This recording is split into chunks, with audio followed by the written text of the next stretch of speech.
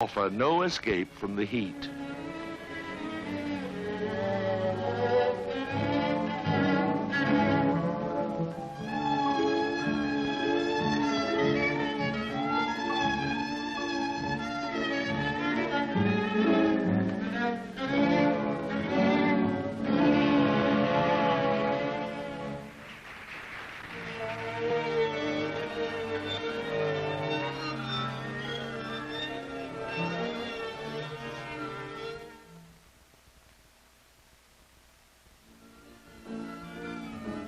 The airplane has inspired a new step called the aeronet.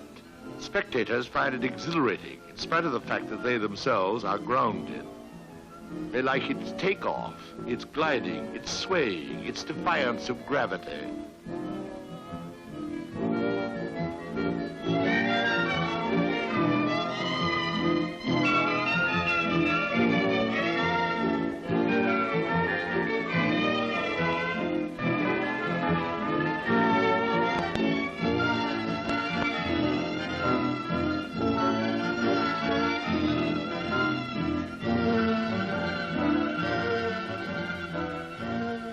It's happy landing, too.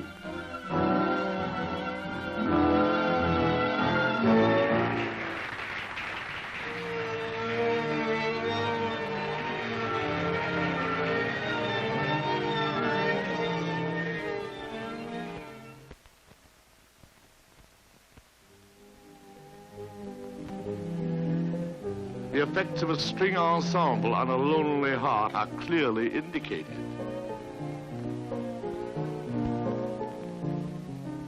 Fortunately, the chorus girls here are still going through such time-honored routines as the can-can and the cakewalk.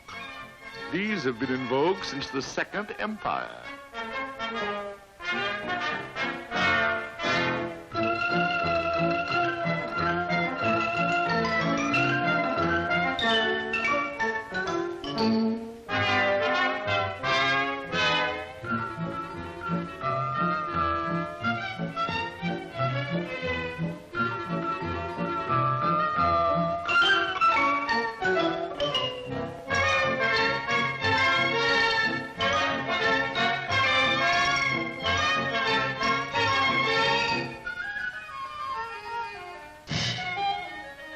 The amusements of Paris are of all kinds, physical or intellectual.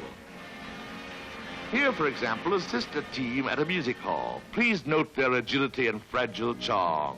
The program proclaims them a veritable vision of classic beauty. Herewith, the Tumbling Juliets.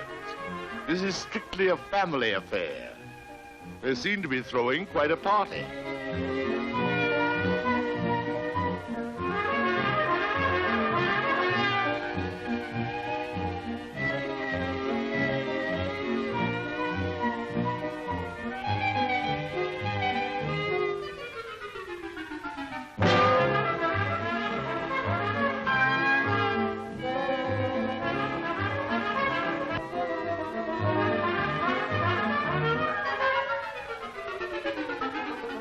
The music hall, by the way, is gradually replacing what was known as the Café Concert. This is Mayall singing with Oda.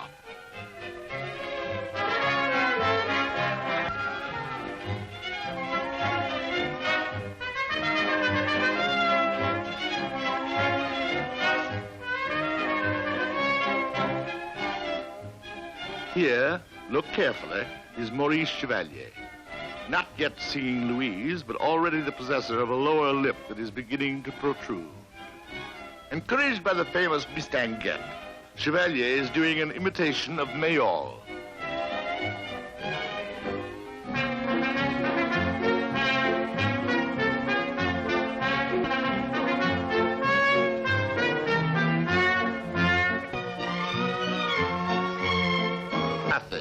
Visits Ferdinand Zecker, actor, cameraman, director.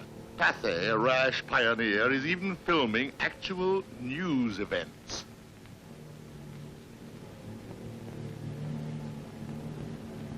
The public still prefers the living theater.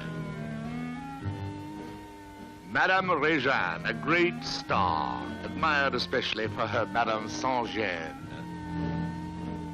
Sarah Bernhardt, the divine Sarah, with her golden voice and supreme skill, has conquered the civilized world.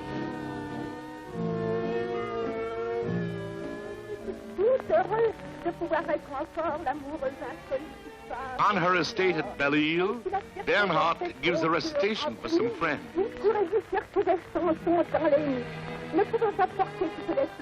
One of her greatest parts was Camille. This is her reading of the death scene.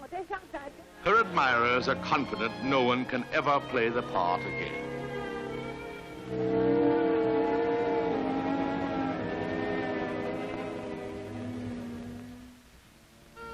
Bernhardt's favorite modern playwright is Edmond Rostand, author of L'Aiglon and, of course, Cyrano de Bergerac.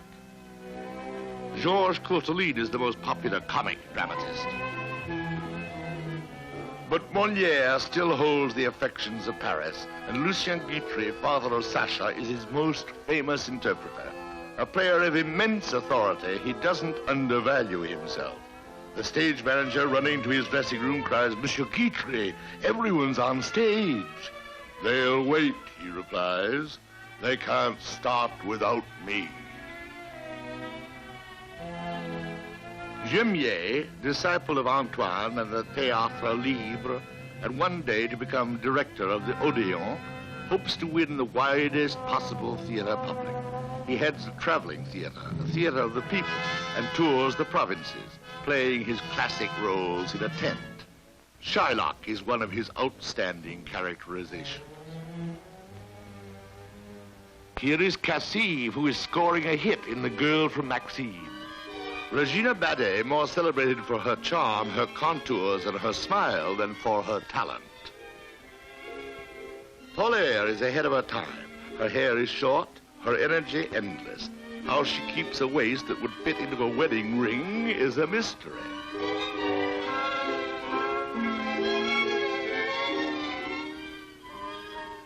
Colorful Cécile Sorel is destined to become a French institution.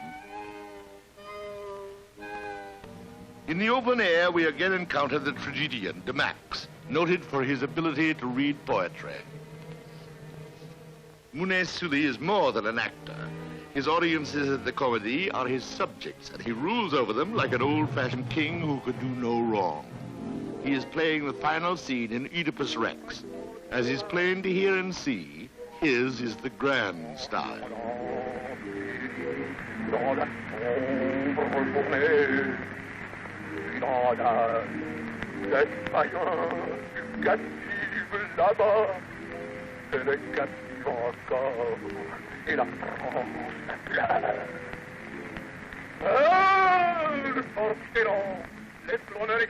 Mounet-Sully's Hamlet is highly respected at the Comédie.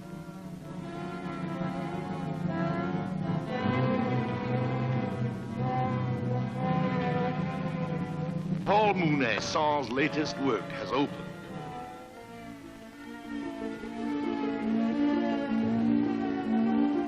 Nellie Melba creates a sensation. Her voice is more luscious than the dessert which takes her name.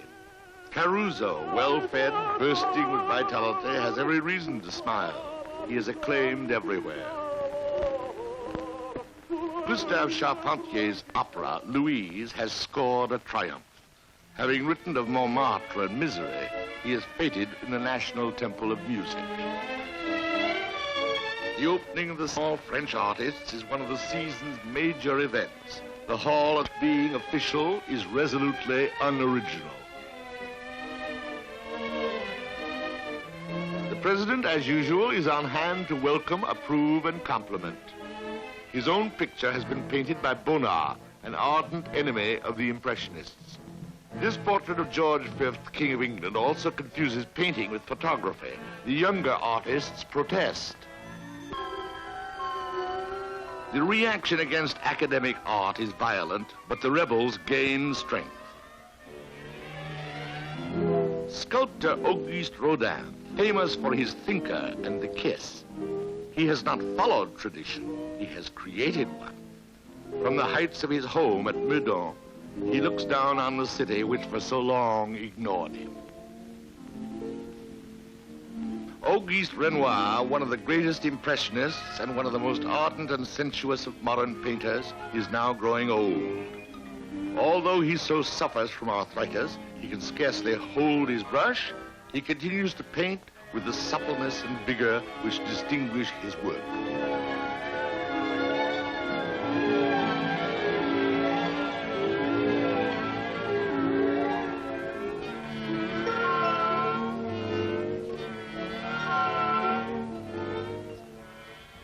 Claude Monet Vernis with his nymphs.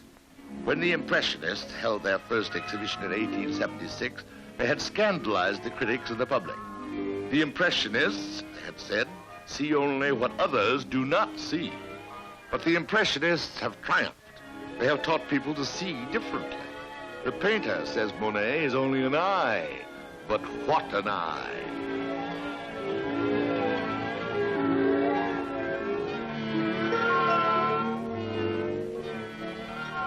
A similar revolution has been taking place in music. Claude Debussy's Pélias and Melisande has been jeered by audiences preferring Gounod and Massenet.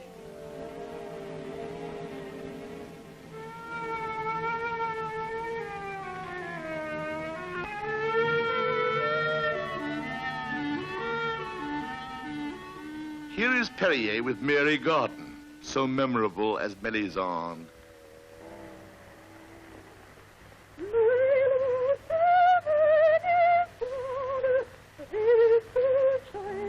It doesn't matter that a few conservatives laugh so heartily. The true connoisseurs understand and applaud. They know himself, and that tomorrow Debussy's music will be acclaimed. Early in the morning, in the parks of Paris, you could sometimes see a lonely figure deeply considering man and his destiny. Like so many of the rising generation of musicians and painters, the newer writers and philosophers are ignored by the masses. No one turns to look at the celebrity of tomorrow. This, however, is André Gide, meditating at Butte-Chaumont. Gide's answer to the diehards is, we are about to enter and conquer new fields.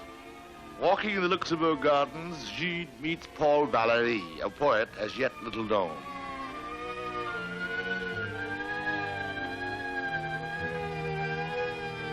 Guillaume Apollinaire poses for animated photographs. The only moving pictures taken of this was leading the art of his times in new directions. Picasso is painting his self-portraits. Henri Matisse is a colorist of astonishing virtuosity. The first Salon des Fauves creates a scandal. Protests of the traditionalists are loud and angry against the work of Matisse, Braque, Dufy, Derain, Utretot. Indeed, all those who are banded together in the heart of Paris exploring the new field by Gide. Not far from Paris, at Juvisy, another experimentalist, Camille Flammarion, explores other new fields.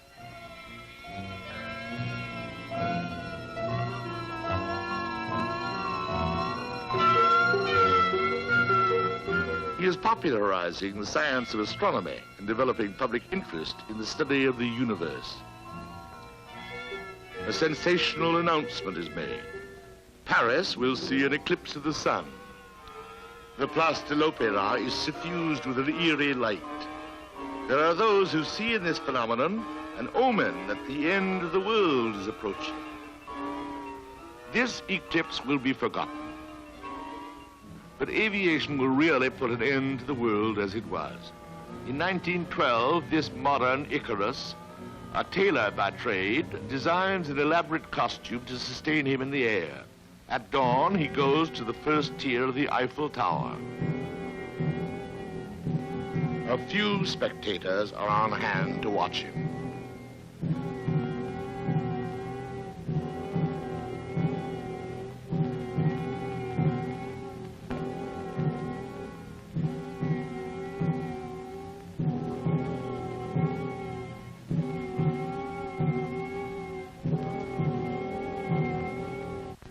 Hesitates.